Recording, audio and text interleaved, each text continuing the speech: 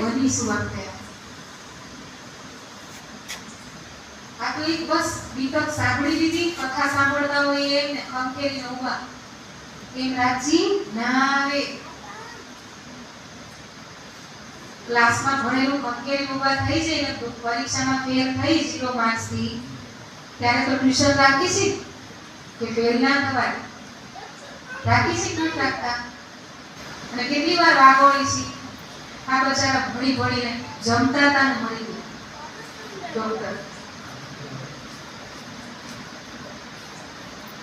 ખબર છે ક્યારે પણ શ્વાસ છૂટી જશે.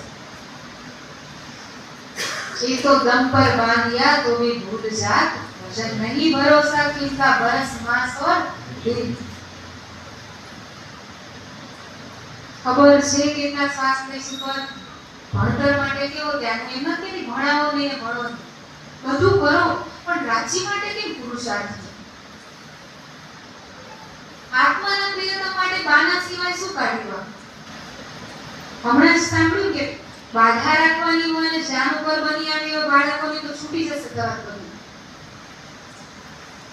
પણ રાજ્ય માટે સરકાર શ્રી સ્વામીજી કેટલી વખત કહી રહ્યા છે ડુંગળી લસણ મરચાં અથાણા તો છોડો. ગીતકમાંથી બીજું કઈ નહીં સાંભળ્યું. એમાં અથાણા ખાય છે શ્રીજી. ક્યાં મનાવ્યું છે અથાણા? શ્રીજી પહેલા શું શું ખાધું એ તો બધું ખાઓ.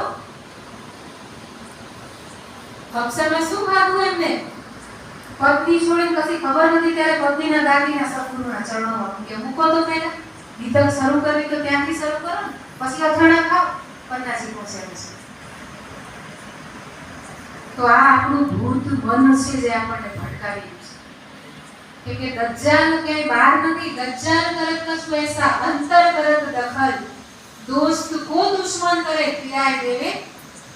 રાક્ષી જેવા દોસ્તને દુશ્મન બનાવી રાખ્યા છે અને શાયની પ્યારીને દોસ્ત બનાવી રાખી છે. વાણી કહી રહી છે કે કઈ કોટ રાજભાઈ કુંડ કે નામે કે કિન સમાન. રાજીના દીદારમાં જે સુખ છે ને શા માટે અક્ષરવમ તરફી રહેશે? વિચારો. કરોડો બ્રહ્માંડ આ એના એક બ્રહ્માંડમાં આપણે આવ્યા છીએ. એમાં આપણે એક કીડી જેટલું આપણું અસ્તિત્વ નથી. પૃથ્વી પર એક કીડી જેટલું અસ્તિત્વ આપણું નથી. અને એમાં આપણો જોયેલો સંસાર, એમાં આપણે હાય હાય કરીને મરી રહ્યા છે રાજ્ય માટે સમજી. આવા કરોડો બ્રહ્માંડનો જે સ્વામી છે એ અક્ષરબ્રહ્મ આપણા રાજ્યનું એક પળનું દીદાર કરે છે. ચાંદની ચોકથી એમ પાછા જતા છે, બધું મુકાવ્યું છે. અને આપણને કહેવામાં આવેલું છે રાજ્યના વસ્ત્ર આભૂષણના નગના એક એક રંગ કિરણ